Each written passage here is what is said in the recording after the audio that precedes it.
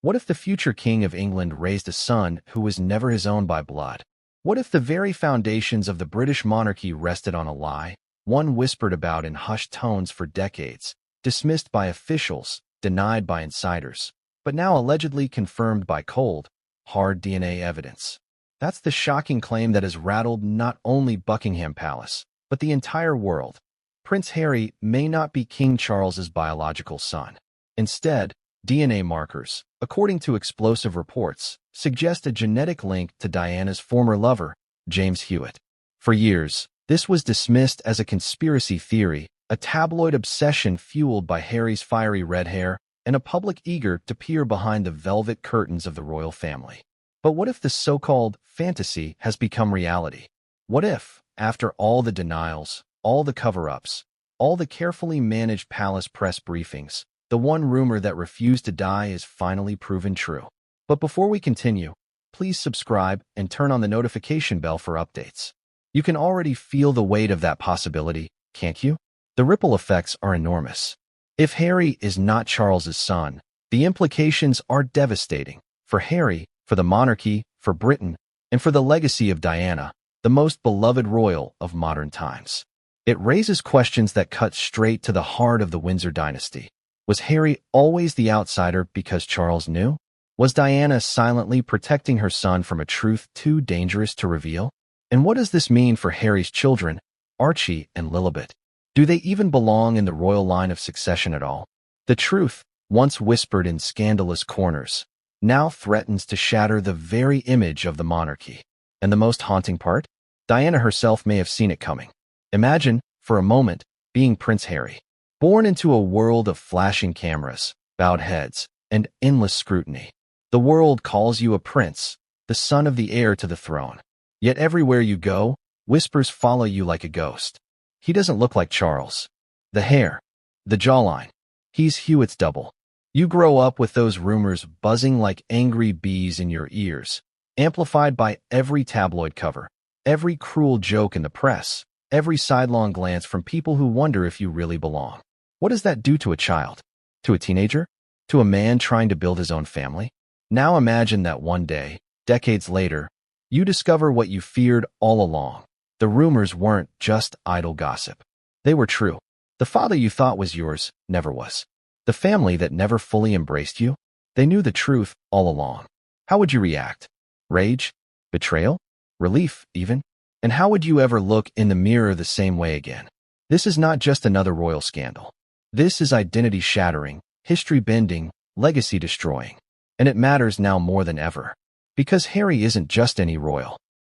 He is the son of Diana, the woman who shook the monarchy to its core, the woman who defied Charles, the woman who became bigger than the crown itself. Diana's story has always carried mystery, pain, and rebellion. And now, it may also carry the revelation that she left behind a son whose bloodline isn't Windsor at all. Ask yourself, if Diana was bold enough to call out Charles's affair with Camilla on national television, if she was daring enough to defy the stiff traditions of the monarchy, why wouldn't she have gone even further, seeking love outside of a marriage that had already crumbled? And if she did, what does that say about the monarchy's desperate attempts to keep that secret buried for decades?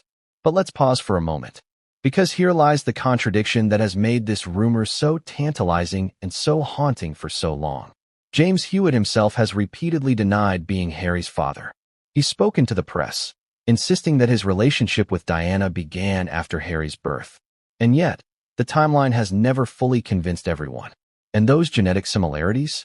They are impossible to ignore.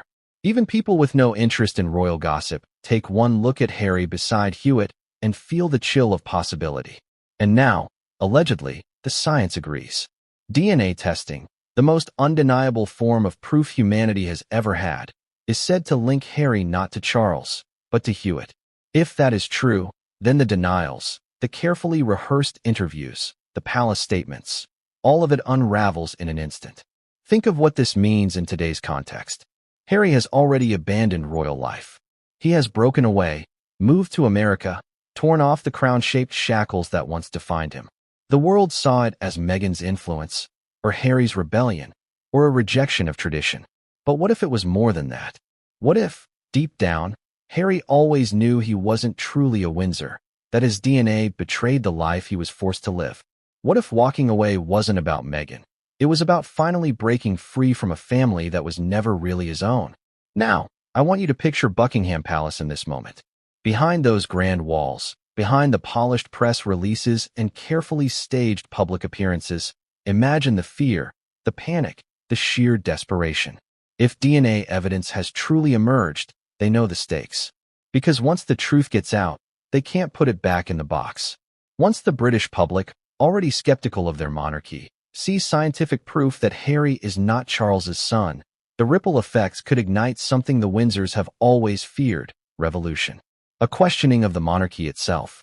If they lied about this, what else have they hidden? And what about King Charles? What about the man who lived his life under the shadow of Diana's brilliance? The man whose affair with Camilla nearly destroyed the monarchy? The man who now sits on the throne? What does he feel, knowing that the boy he raised as his son may have never been his? Was his coldness toward Harry born of truth rather than duty? Did he always know he was raising another man's child? Or worse, did he choose to ignore it, hoping the rumor would fade, hoping the resemblance would be dismissed as coincidence? And then there's Harry's children, Archie and Lilibet. If their father is not a Windsor by blood, what does that mean for their future? Do they hold any legitimate claim to royal titles? Or are they forever marked as outsiders, destined to live in the shadow of a truth their family fought desperately to suppress? But here's the twist that makes this story so electrifying. Despite the rumors, despite the supposed evidence, despite the explosive implications, there's still a cloak of mystery. Because for every claim that DNA proves Hewitt is Harry's father, there's a counterclaim, a denial, a rebuttal. And this back and forth, this tug-of-war between truth and secrecy, is what keeps us hooked. Did the palace cover it up? Did insiders leak false information to protect or destroy Harry? Are we witnessing the revelation of a lifetime, or just another attempt to rewrite history? One thing is clear: the whispers have grown too loud to ignore. The evidence, real or not, has already done its damage. And Harry himself, whether he admits it publicly or not, has become the living embodiment of that uncertainty. He is both Windsor and not Windsor, both prince and exile, both heir and impostor. The world is now asking, who is Prince Harry really? And that's the question that sets us on this journey tonight. Because as we peel back the layers of Diana's affair, the palace's lies, Harry's identity crisis, and the DNA evidence that threatens to undo it all, one truth emerges.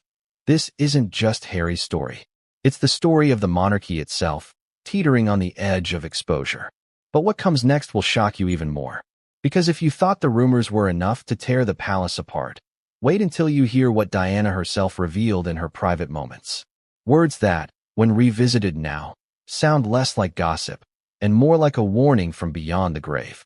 What did Diana mean when she hinted that some truths could never stay hidden? Were her words an admission, a veiled confession, or merely the cry of a woman trapped in a gilded cage? That's where our story truly begins. Because the whispers about Harry's paternity didn't just appear out of thin air. They were born in the most turbulent years of Diana's life. Years defined by betrayal, loneliness, and a desperate search for love beyond the palace gates. For decades, a single rumor stalked Prince Harry like a shadow. It wasn't just the tabloids stirring mischief. It was the undeniable similarities between Harry and a man who was never supposed to matter, James Hewitt. His name became synonymous with scandal, the forbidden chapter of Diana's story that Buckingham Palace wished had never been written. And yet, the harder they tried to erase him, the stronger the whispers grew. Close your eyes and imagine London in the late 1980s. The city glittered with wealth, with aristocratic balls and royal events dominating the headlines. Yet behind the grandeur of Buckingham Palace, Diana was drowning. She had already given the monarchy an heir, William, the golden boy. But her marriage to Charles was crumbling before the public even realized it. Charles was drifting toward Camilla, the woman he had always loved.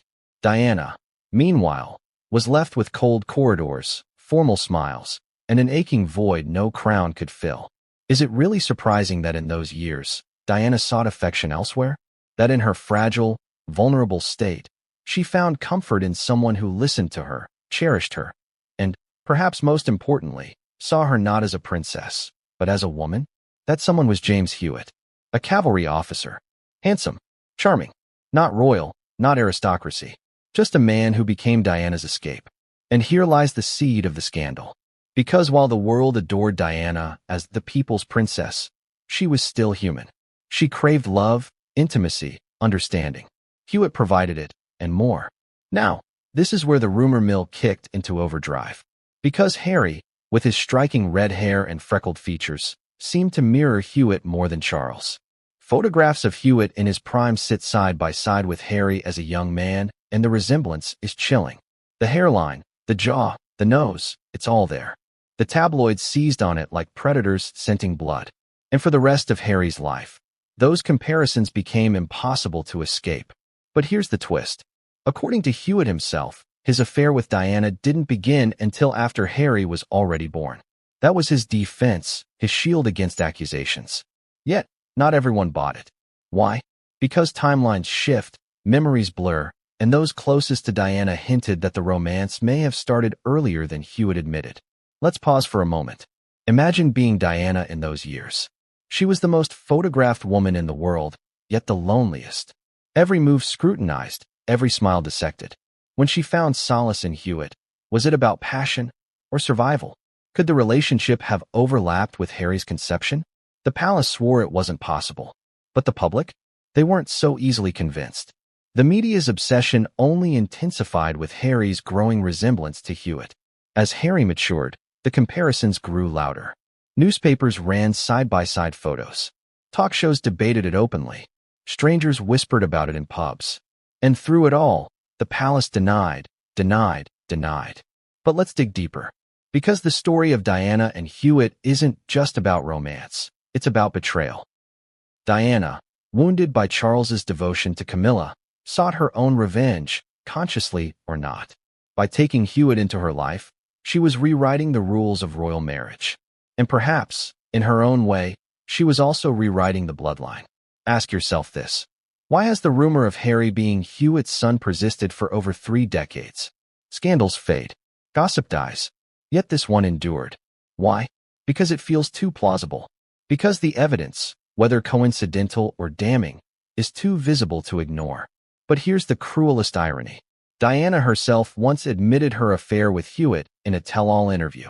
She confirmed their closeness, their love. Yet she never once addressed the question of Harry's paternity directly. Was that omission deliberate? Was she protecting her son from a truth too dangerous to bear? Or was it simply not true, and she believed silence was better than feeding the flames? The contradictions pile up, don't they? On one hand, Diana's friends claimed the relationship began years after Harry's birth. On the other, there were murmurs of late-night drives, secret rendezvous, and hushed exchanges before the official timeline. The palace offered one version. Hewitt offered another. Diana, the only one who truly knew, carried the secret to her grave. And what about Harry himself? Growing up, he couldn't have missed the whispers. Children hear more than adults think. Did he ask his mother? Did she reassure him? Or did she let the silence speak louder than words? Imagine the torment of wondering if your father was really your father. Imagine living in a palace surrounded by riches, yet haunted by the possibility that you were the outsider, the intruder, the mistake. The whispers followed Harry into adulthood, shaping his every move. When he rebelled, when he lashed out, when he fell into scandals of his own, critics asked, was it because he wasn't truly Charles's son? When he looked more like Hewitt with every passing year, the tabloids smirked and said, case closed. But was it? Or was it all coincidence? That's the tension that makes this story so intoxicating. The contradictions, the half-truths, the eerie resemblances. Because with every denial, new questions emerge. With every reassurance, fresh doubt surfaces. And now, with alleged DNA evidence pointing toward Hewitt, those old whispers roar back to life with the force of thunder. But remember what I told you. Diana herself may have hinted at this in ways we missed. And in the next chapter, we'll step inside the forbidden romance itself. The stolen moments. The secret letters. The fiery passion that lit up the darkest years of Diana's life. Because once you see just how deep their connection went, the question becomes unavoidable. Could Harry have been the living proof of Diana's greatest rebellion? She was the most photographed woman in the world, yet she was desperately lonely. She had the adoration of millions, but not the love of the one man who was supposed to cherish her. And in that void, in that aching silence, she found someone who wasn't a prince, wasn't an heir, wasn't even part of her gilded world. He was just a man, a cavalry officer named James Hewitt. And it was in his arms that Diana, Princess of Wales, found the escape she craved. But here's the question. Was this just an affair born out of loneliness? Or was it the spark that set off a chain reaction still echoing in the monarchy today? Let's rewind. Diana's marriage to Charles had been rocky almost from the start. Their fairy tale wedding, watched by over 750 million people, masked the truth. Charles had never truly let go of Camilla Parker Bowles. While Diana stood on palace balconies smiling, her husband was slipping away into the arms of another woman. She once famously said, "There were 3 of us in this marriage." That wasn't just a clever phrase. It was a confession of a life built on betrayal. And betrayal demands a response. By the mid-1980s, Diana was not only humiliated but deeply wounded. She was battling bulimia, depression, and isolation inside the royal machine. Her cries for help were brushed aside. She was told to smile, wave, and play her part. But behind the glittering tiaras and gowns, she was breaking. Into that fragile world stepped James Hewitt. He was charming, attentive, and, unlike Charles, he listened. Their paths crossed through mutual friends, and what started as companionship soon grew into something much more intimate. Hewitt became her confidant, her riding instructor, her lover. Diana, for the first time in years, felt desired, respected, understood. Now think about this. Diana herself would later admit, in that bombshell panorama interview with Martin Bashir, that she had given her heart to Hewitt. She didn't deny it. She didn't cover it up. She spoke openly about how much he meant to her. And Hewitt, too, in his own interviews, admitted the affair. This wasn't gossip, it was fact. But here's where the story takes its shocking turn. Their affair wasn't some fleeting fling. It lasted for years. They exchanged hundreds of love letters, letters so intimate, so passionate, that when they were later exposed, they stunned the nation. Diana poured her soul onto those pages. She wrote about her pain, her longing, her joy when she was with him. In one letter, she even confessed that she loved him deeply. Imagine that. The future Queen of England writing love letters not to her husband, but to another man. Letters that revealed more about her heart than the palace ever wanted the world to see. And those letters only fueled the rumors. Because if Diana and Hewitt's relationship was that intense, that passionate, that consuming, when exactly did it begin? Hewitt always claimed it started in 1986, 2 years after Harry was born. But skeptics point to earlier interactions, subtle hints that maybe, just maybe, it started sooner. And if it did, then the timeline of Harry's conception and Hewitt's romance with Diana suddenly collide. Here's the contradiction. If Hewitt was telling the truth, then Harry couldn't be his son. Simple as that. But if Hewitt was protecting Diana, or himself, by shifting the timeline, then everything changes. And think about the palace. They knew about the affair. How could they not? Whispers travel fast in royal corridors. Staffers talked. Friends gossiped. A princess sneaking away for late-night rendezvous isn't easily hidden. And yet, the palace chose silence. Why? To protect Diana? To protect Harry? Or to protect the monarchy itself from implosion? Because let's be clear, if Harry was Hewitt's son, the monarchy would be staring at a constitutional nightmare. And the palace knew it. But here's the irony. Diana's relationship with Hewitt may have been her happiest romantic chapter.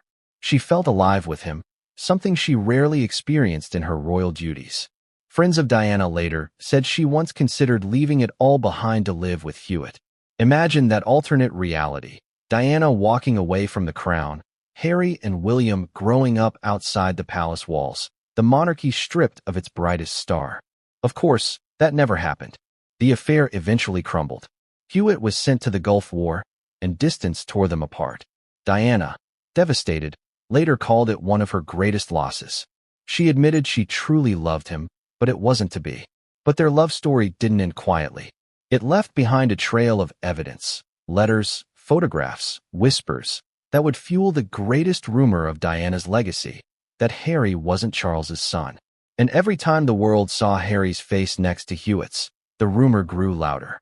The forbidden affair, once hidden behind palace doors, became the backdrop to one of the most enduring scandals of royal history. And yet, for all the passion, for all the heartbreak, one question lingered above everything else. Was Diana's greatest act of rebellion giving her heart to Hewitt, or giving him her son? And if that sounds far-fetched, wait until you see how far the palace went to control the narrative. Because in the next chapter, we pull back the curtain on the Windsor machine, the iron grip they held over the press, the strategies they used to bury the truth, and the desperate measures they took to silence anyone who dared to question the paternity of a prince. What lengths would a monarchy go to in order to protect its survival? How far would Buckingham Palace reach into the shadows to ensure that the public never discovered a truth that could bring the crown crashing down? This is the part of the story where the whispers of scandal collide with the cold, calculated machinery of royal image management.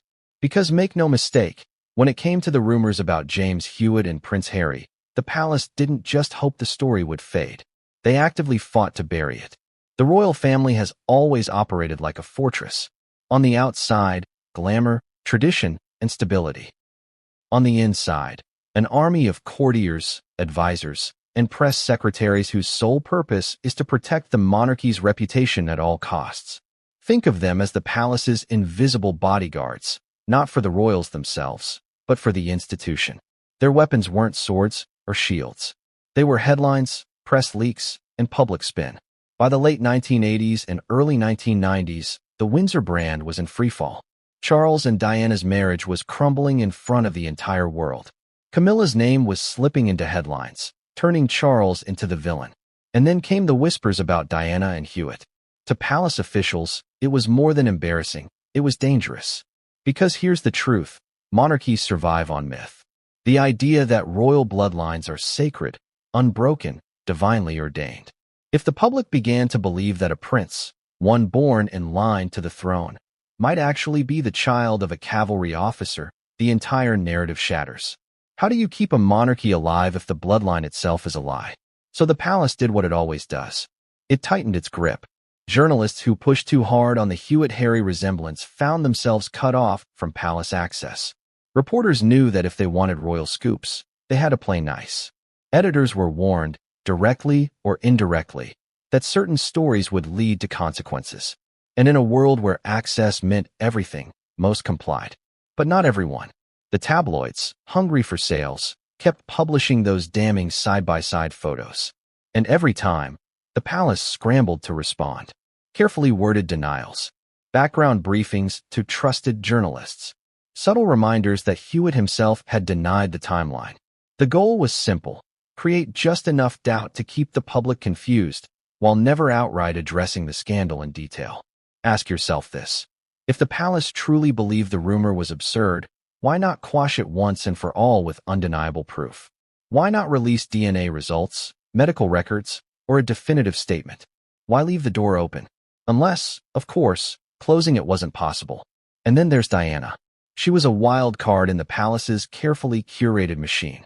The courtiers couldn't control her the way they controlled Charles. She gave interviews. She dropped hints. She exposed truths that the monarchy wanted buried forever. Remember, this is the woman who revealed her bulimia, who admitted to affairs, who spoke openly about the coldness of her marriage. She shattered the myth of the perfect royal family in a single interview. So imagine the palace's terror at the thought of her confirming what so many suspected, that Harry wasn't Charles's son. To prevent this, they tightened security around her. They limited who she spoke to. They flooded the press with other distractions, new charity appearances, official tours, photo ops with William and Harry meant to reinforce the happy family narrative. But the harder they pushed the fairy tale, the more the cracks showed.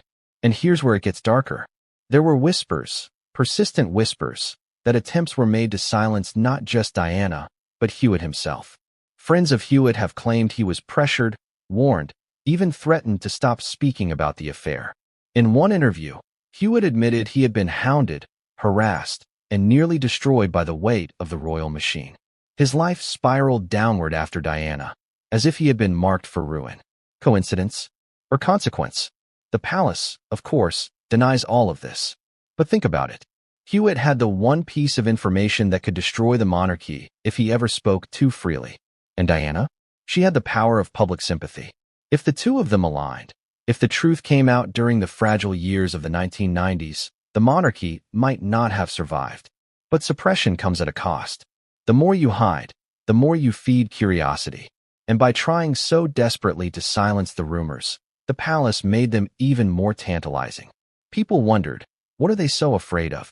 Why spend so much energy burying a story if it isn't true? The result? The Hewitt-Harry scandal refused to die. Every new photograph of Harry brought the whispers roaring back. Every appearance Charles made with Harry looked strained, formal, distant. And every time Diana appeared in public with her sons, radiant but fragile, the public couldn't help but ask, what's the real story here? This was the Windsor paradox. Their greatest strength, control over narrative, was also their greatest weakness. Because when you control everything, even the smallest crack in the facade becomes a lightning bolt. The tighter they squeezed, the louder the whispers grew. And behind palace doors, everyone knew. One slip, one confession, one leak could turn rumor into reality. Which brings us to the most haunting question of all. What did Harry himself know? Was he protected from the rumors? Or was he silently told to ignore them, to never ask questions, to play his role as the spare, no matter what the tabloids said? Did Charles ever look him in the eye and give him reassurance? Or was the cold distance between them proof that Charles feared the truth as much as Harry did? Because in the end, this wasn't just about Diana and Hewitt's romance. It wasn't just about the palace trying to protect its image. It was about a boy growing up in a cage of secrets, never certain if the man who raised him was his father or his king. And that boy would grow into the man who tore the palace apart by walking away. But long before Megxit, long before Oprah, there were signs that Harry's struggle with identity ran deeper than anyone realized. In the next chapter, we'll dive into Harry's inner turmoil, his rebellion, his heartbreak, the jokes he made about not being Charles's son, jokes that weren't funny at all when you realize what they really meant. Because behind Harry's wild years lies a hidden truth. Maybe he was acting out not because he was spoiled, but because he was haunted by a question no one dared to answer. Imagine being born into a palace, told you are the son of a king in waiting, yet everywhere you turn the world whispers that you don't belong. Imagine walking into a room filled with courtiers, journalists, even family, and feeling their eyes linger a little too long, their thoughts unspoken but heavy in the air. Is he really Charles's son? For Prince Harry, this wasn't imagination. It was his reality. Harry's struggles with identity didn't begin in adulthood. They started in childhood. He was only a boy when the rumors began circling in the press. As he grew, those whispers grew louder, sharper, more cruel. Children at school joked about it. Strangers in tabloids made jokes at his expense. Even comedians in stand-up routines threw casual barbs about Hewitt and Harry's hair. Can you imagine being a teenager, already awkward, already struggling to define yourself, and hearing the world question the very blood in your veins? And the cruelest part? Harry never looked like Charles. William, with his blonde hair that darkened as he aged, mirrored Diana but carried Charles's mannerisms. Harry was the odd one out. Red hair, different complexion, different build. Every photo seemed to confirm what the tabloids suggested. He wasn't his father's son. But what does that do to a boy's mind? To constantly question where you come from? Harry grew into a rebel. Not because he wanted attention, but because he wanted escape. He pushed against rules. He drank, he smoked, he partied. He fought with the paparazzi. He made mistakes that splashed across headlines. But beneath those headlines was a young man drowning in doubt. Was he truly a Windsor, or was he living a lie? Even Harry's humor revealed the wound. Friends from his army years and Eton schoolmates later admitted that Harry occasionally made light of the rumors. He'd laugh off a joke about Hewitt. He'd sarcastically remark that maybe he wasn't Charles's son. But here's the truth about jokes. They often hide the pain we can't say aloud. When Harry joked about his father, was he laughing, or was he begging for someone to tell him the truth? And then there was the distance. Charles was never the most affectionate father, but with Harry, the coldness seemed sharper. Photographs of Charles and William show warmth, hand on the shoulder, soft smiles. Photographs of Charles and Harry, stiffer, more forced. almost as if Charles couldn't quite bring himself to bridge the gap. Was that just Charles's personality, or was it the shadow of doubt he carried every time he looked at the boy? Harry, meanwhile, clung to Diana. She was his anchor, his safe place, the one person who never let him feel unwanted. Diana poured her love into her sons, showering them with affection the palace often frowned upon. She broke royal protocol constantly, taking them to fast food restaurants, theme parks, public spaces, because she wanted them to feel normal. But deep down, did she also know Harry needed extra reassurance? Did she see the way the world looked at him and fear what the truth might do to his heart? When Diana died, that anchor vanished. Harry was only 12. The one person who might have given him the full truth, the one person who could have shielded him from the rumor's poison, was gone. And from that point on, Harry's identity crisis deepened. He had to navigate grief, loss, and a family that preferred silence over honesty. In his teenage years, Harry became the tabloid prince. The headlines painted him as a troublemaker. Underage drinking, drugs, scandals with girlfriends, the infamous Nazi costume. He became the bad boy, the reckless spare, the prince who could never measure up to his older brother. But what if those weren't just the actions of a spoiled royal? What if they were cries for help? Signs of a young man trying to numb the ache of not knowing who he really was? Think about it. How do you build an identity when the foundation itself might be a lie? When every achievement, every headline, every photograph is haunted by the possibility that you're an imposter? Harry himself later admitted, in interviews, that he struggled deeply with mental health. He spoke of panic attacks, of depression, of anger he couldn't control. He sought therapy. He broke down. He lashed out at the press. He said the trauma of losing Diana haunted him. But what if there was another trauma too? A quieter one, unspoken, but just as destructive. The trauma of uncertainty about his own father. And the palace's silence didn't help. Rather than confronting the rumor head-on, they ignored it. They let Harry fend for himself in the storm. They told him to smile, to perform, to serve. But silence is its own cruelty. Because by not denying it outright, by not proving once and for all who his father was, they allowed the doubt to fester. Here's the contradiction. Harry was the spare, yet he was treated as if he were expendable. The palace relied on William as the future king, while Harry was pushed into the shadows. Was this just royal hierarchy? Or was it something more? Did Charles, and the courtiers around him, secretly believe Harry wasn't truly part of the bloodline? Did that belief shape the coldness, the lack of trust, the constant feeling Harry carried of being the outsider? As Harry grew into adulthood, that tension exploded. His military service gave him purpose, structure, identity. For once, he wasn't Prince Harry, the questionable son. He was Captain Wales, a soldier fighting alongside equals. But even in the army, the whispers followed him. Soldiers joked about his paternity.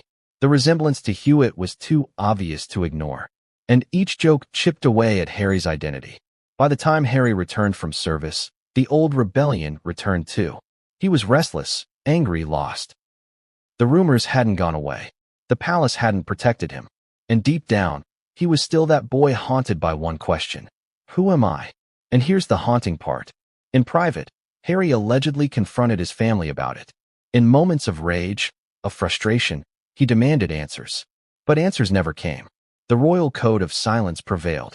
Imagine the pain of asking your father if he's truly your father, and receiving only silence in return. Is it any wonder Harry walked away from the royal family decades later? Is it any wonder he clung to Meghan, who promised him love and truth where the palace had only given him lies and distance? His entire identity had been fractured from the start.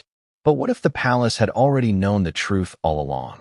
What if Harry wasn't just haunted by rumors, but by something far darker, a secret test conducted in the shadows that the world was never meant to see?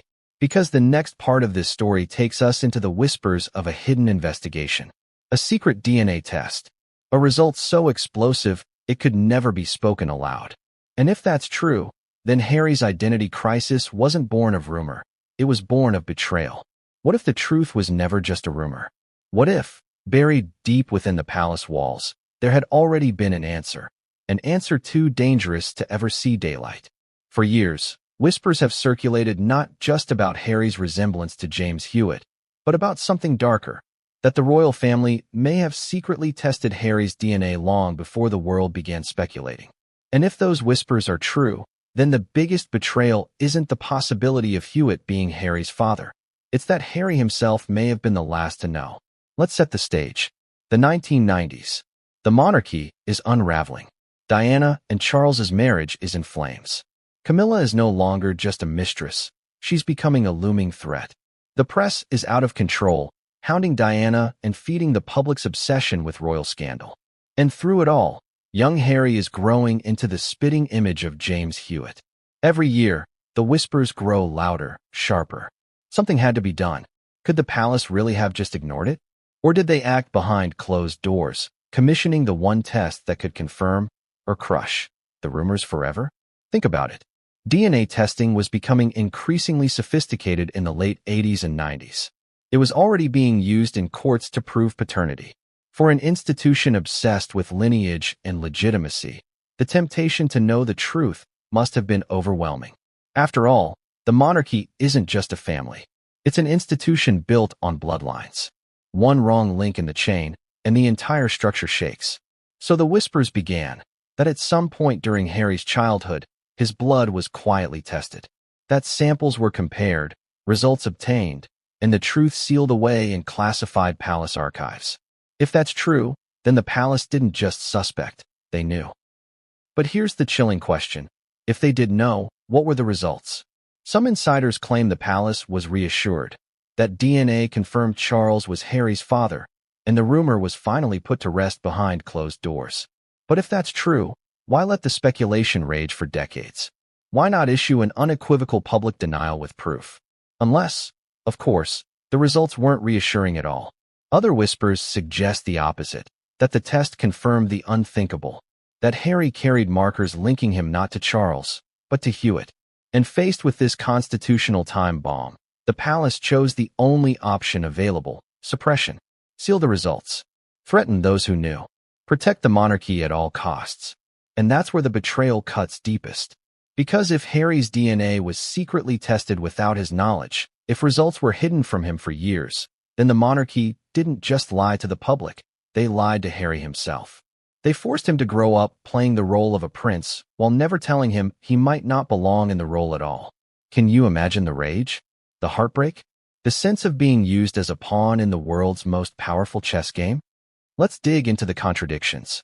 Hewitt always insisted the timeline didn't match, that his affair with Diana began after Harry was born. Yet even he admitted the pressure, the hounding, the sense that he was being watched. Did Hewitt know more than he revealed? Did he suspect tests had been done? Or was he silenced by the same forces that silenced Diana? And then there's Charles. His treatment of Harry over the years often felt strained, awkward, cold. Was that simply Charles being Charles, a man uncomfortable with affection? Or was it something deeper? Was every glance at Harry a reminder of results he couldn't bear to face? A silent confirmation that the boy wasn't his own? Even Diana's actions take on new weight in this light. Her fierce protection of Harry. Her refusal to let the palace crush his spirit. Did she know the truth too? Did she shield Harry from it, while secretly carrying the guilt of what it meant? And were her later confessions, her bold interviews, her open rebellion, subtle ways of lashing out against a system that already knew her deepest secret? Now, here's where the story twists again. Because some claim that Harry himself eventually sought answers. That as a teenager or young man, he demanded clarity. That he wanted proof. And that's when the rumors of a second test emerge. Not one done secretly by the palace, but one done at Harry's request. Whether it happened or not remains a mystery.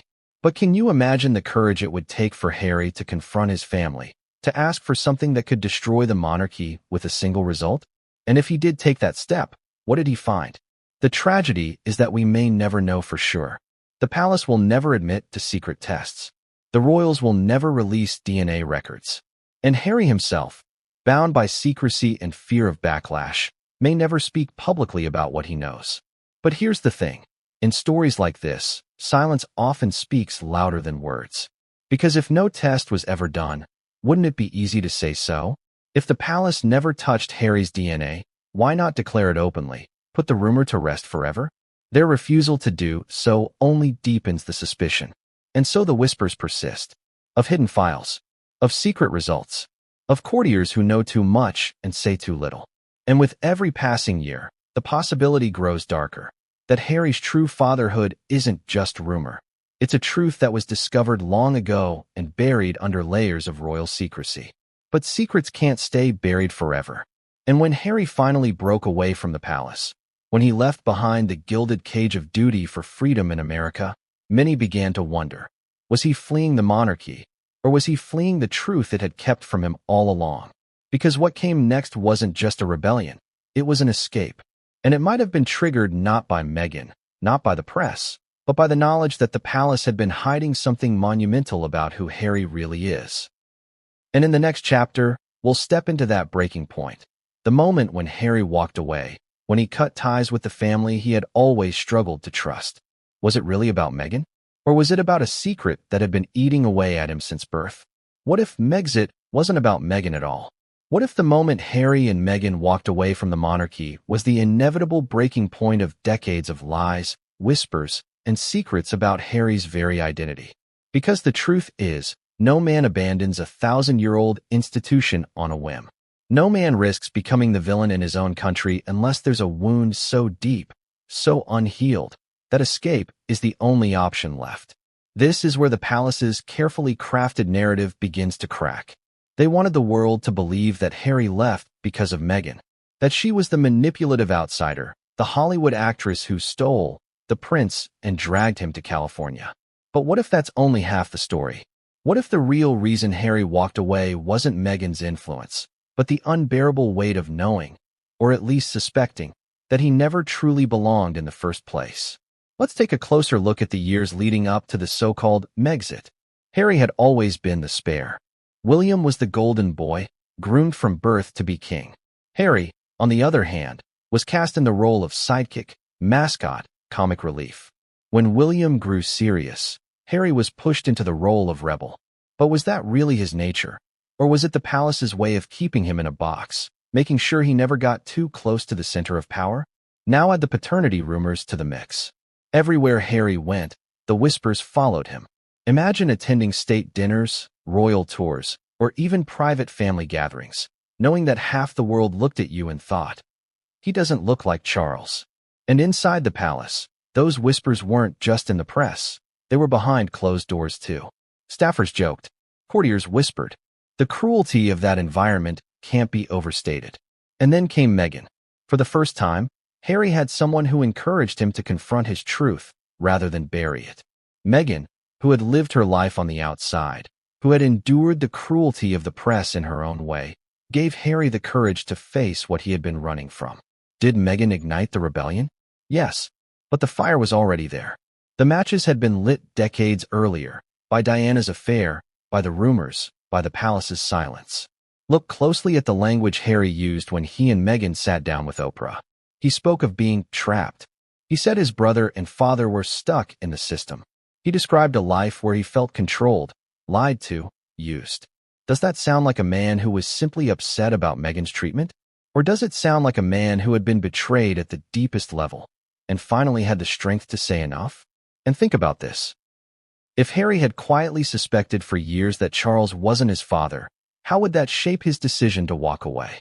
Why would he protect an institution that had lied to him from birth? Why would he bow to a father he didn't believe was truly his? The clues are there if you look closely. The way Harry has spoken about Diana with unshakable devotion, but about Charles with hesitation and resentment. The way he has embraced Meghan's family, fractured though it is, with more warmth than he ever displayed toward the Windsors. The way he repeatedly refers to my mother's legacy as his guiding light, as though Diana is his one true anchor. Notice what's missing. Any mention of Charles as a model, as an influence, as a father. And then there's the timing. Harry and Meghan's split from the royal family didn't happen in a vacuum. It came after years of building pressure, after confrontations behind the scenes that the palace worked hard to keep hidden. Reports suggest that Harry had been growing increasingly vocal about his unhappiness long before Meghan entered the picture. He wanted to protect his family. He wanted freedom. But perhaps most of all, he wanted truth. Now imagine this scenario. Behind closed doors, Harry demands answers. He confronts Charles. He asks directly, Am I really your son? And what if the response is silence? Or worse, a carefully rehearsed non-answer? How would you feel? Would you stay and smile for the cameras? Or would you run as far as you could from a family that couldn't even give you honesty about who you are? And here's where the betrayal deepens. Because if the palace truly did conduct a secret DNA test, if Charles or others already knew the truth, then keeping Harry in the dark wasn't just cruel. It was strategic. He wasn't just their son, their brother, their grandson. He was their insurance policy, their useful spare, their distraction when William needed cover. They used him as a tool of the monarchy while hiding the possibility that he wasn't even part of it by blood. So when Harry finally said, "We're leaving," maybe it wasn't just about Meghan. Maybe it was about reclaiming his identity. Maybe it was about breaking free from a prison of lies that began the day he was born. And think about the symbolism of his departure. Not just leaving the palace, but leaving the country, moving across an ocean, building a new life in California, far from Windsor Castle and Buckingham Palace. That wasn't just geography. That was distance. Emotional distance. Symbolic distance. A declaration. I will no longer live in the shadow of a crown that may have never truly been mine. But here's the most haunting part. Leaving didn't end the rumors. It fueled them. By walking away, Harry confirmed what so many already suspected, that he didn't feel tied to the Windsors, that his loyalty lay elsewhere. And now, with alleged DNA evidence surfacing, the decision to leave looks less like rebellion and more like confirmation. Confirmation that Harry always knew, deep down, that he was different. So was Megxit the story of a man in love, or the story of a man finally confronting a lifetime of lies? Maybe it was both. And maybe the palace knew that letting Harry go was the only way to keep the truth from exploding entirely. But here's where the story takes its sharpest turn yet.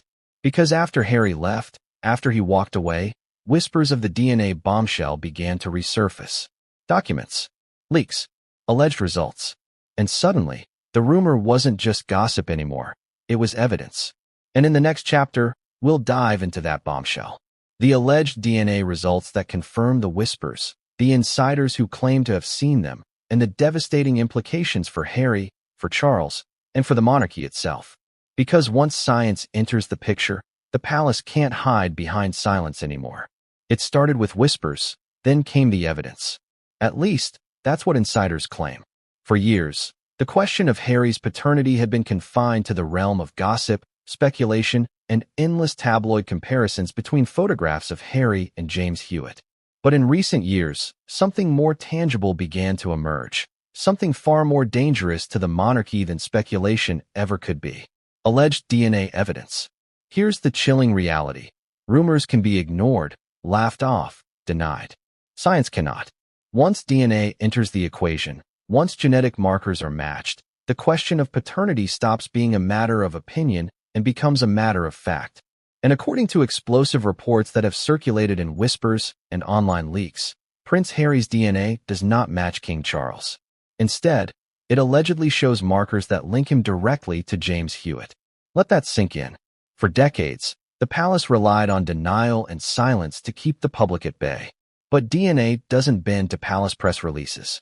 If these results are real, then everything changes. Not just for Harry, but for the monarchy itself. Now let's rewind to how these alleged results first surfaced. Around the time Harry and Meghan began distancing themselves from the royal family, anonymous leaks began appearing in fringe outlets, suggesting that private DNA tests had been conducted. Some pointed to samples taken during routine medical checkups. Others claimed Hewitt himself had provided DNA to match against Harry's. None of these claims were ever officially confirmed, but the consistency of the whispers made them impossible to ignore. Think about how information spreads in the modern world. It doesn't need a front-page headline anymore. It just needs one insider, one whistleblower, one anonymous post. And soon, whispers that once belonged to pubs and tabloids are suddenly global, amplified across social media, shared millions of times. That's what happened here. The rumor transformed into something darker, claims of scientific proof. Now, ask yourself this. If the results were false, if the claims were nonsense, why hasn't the palace crushed them completely? Why haven't they demanded retractions, filed lawsuits, or provided Harry's DNA records to silence it forever? The answer may be as simple as this. because fighting it risks drawing even more attention to it, or because the results are too close to the truth for comfort.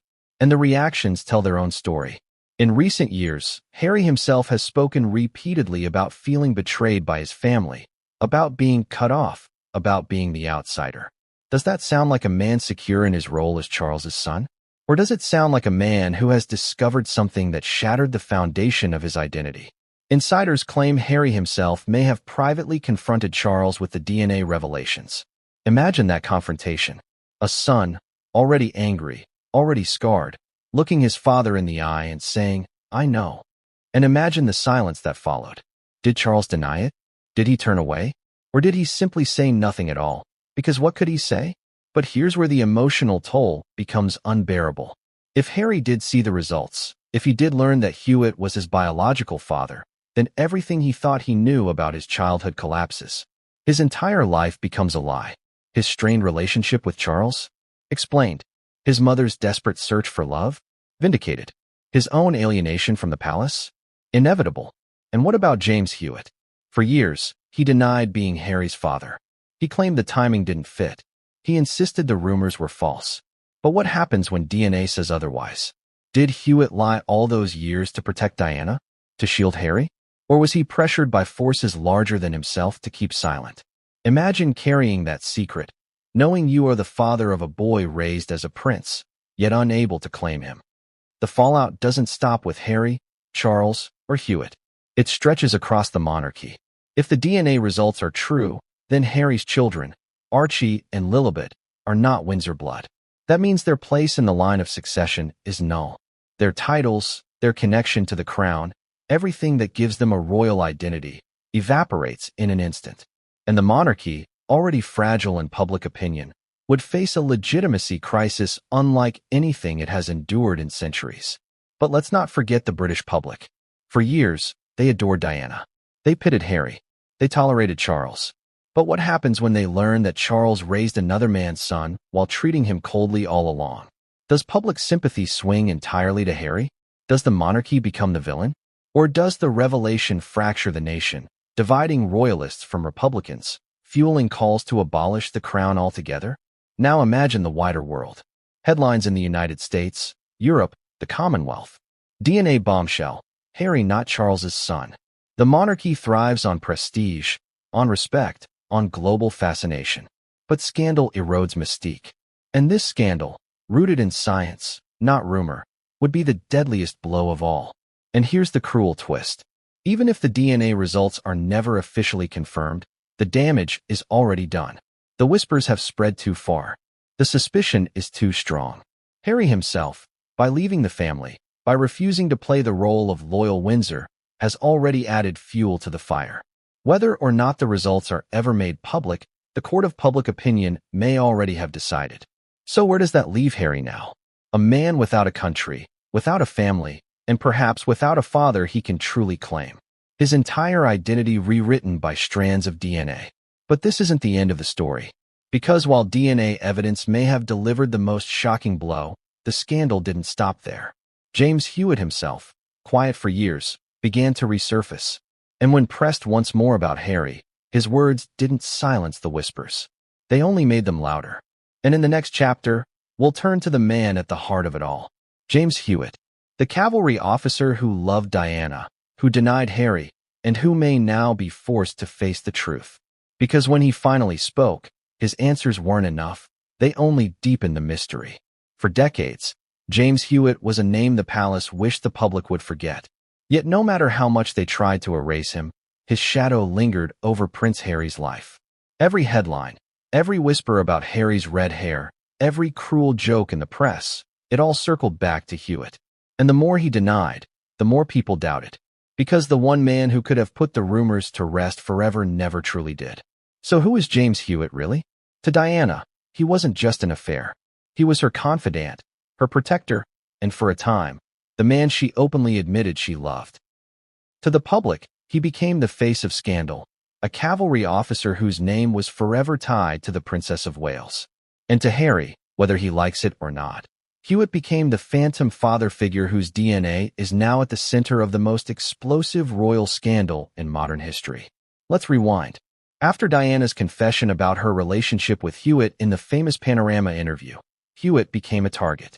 The press hounded him. Paparazzi stalked him. He was branded as the other man, the one who broke royal vows. But Hewitt didn't just fade into obscurity. He leaned into the spotlight, sometimes by choice, sometimes by force. He gave interviews, wrote a book, even sold love letters from Diana. Every move he made added fuel to the fire. But here's the contradiction. For years, Hewitt denied being Harry's father. Again and again, he repeated the same line, that his affair with Diana began after Harry was born. He insisted the timeline didn't fit. And yet, no matter how many times he said it, the public wasn't convinced. Why? Because the resemblance was undeniable. People didn't need dates or timelines. They just needed to look at the photos. The red hair, the jawline, the piercing eyes. To them, the truth was written on Harry's face. And here's where the mystery deepens. In one rare interview, Hewitt admitted the toll the rumors took on him. He described how his life had been ruined by his connection to Diana and the endless speculation about Harry. He confessed to being hounded, vilified, driven to despair. At one point, friends revealed, Hewitt even contemplated suicide under the weight of the scandal. Can you imagine carrying that burden for decades, knowing that the world believed you were the father of a prince, yet unable to claim or deny it with certainty? But listen carefully to Hewitt's words over the years. His denials often sounded rehearsed, calculated. He never showed the fiery outrage you might expect from a man falsely accused of fathering a royal child. Instead, his tone was subdued, weary, almost resigned. Was he protecting Diana's memory? Was he silenced by palace pressure? Or was he hiding a truth too dangerous to say aloud? And then came the strangest twist of all. As the years went on, Hewitt seemed to shift his stance. While he continued to deny the paternity claims, he occasionally dropped hints that kept the rumors alive. In one interview, when pressed about Harry, he responded with a vague, almost cryptic remark, "It sells papers." That wasn't a denial. That was a shrug, almost as if he knew the truth, but also knew he could never say it. Let's consider this. If Hewitt is indeed Harry's father, what motivation would he have to admit it now? None. He gains nothing. In fact, he risks everything, his reputation, his safety, even his freedom from the monarchy's wrath. And so the safest path has always been silence wrapped in denial. But silence isn't the same as truth. The emotional angle here is devastating. If Hewitt truly is Harry's father, imagine the pain of watching your son grow up from a distance, paraded before the world as another man's child. Imagine seeing him mocked, ridiculed, doubted, and never being able to step forward and say, "He's mine." And from Harry's perspective, imagine the agony of knowing that the man who might be your real father has never once claimed you, never once defended you, never once embraced you as his own. But let's flip the coin. What if Hewitt is telling the truth? What if his affair with Diana did begin after Harry's birth? What if the resemblance really is just coincidence? In that case, the tragedy shifts. Because then, Hewitt has been falsely tied to a child he never fathered, his life ruined by rumors that wouldn't die. And Harry, in turn, has spent decades haunted by whispers that were never true. That's the cruelty of this scandal. Whether Hewitt is the father or not, the damage has already been done. Harry's life has been defined by it. Hewitt's reputation destroyed by it. Diana's legacy forever entangled in it. And the palace? The palace has sat in silence, allowing the uncertainty to grow, because certainty would mean consequences too severe to face. And yet, despite Hewitt's denials, despite the palace's silence, the whispers of DNA evidence remain. If the science truly confirms Hewitt is Harry's father, then Hewitt's years of denial become something else entirely. Not protection, not truth, but complicity. A man who knew the truth, but chose to bury it for survival. And that brings us to the most heart-wrenching question of all. Did Charles know too? Did the man who raised Harry always suspect, or even confirm, that the boy wasn't his? And if so, why did he continue the charade? Was it duty? Was it image? Or was it something darker? An act of silent punishment toward Diana and Harry both? Because in the next chapter, we turn the spotlight on Charles himself. The heir turned king. The man whose coldness toward Harry has always been glaring. And we'll ask the question.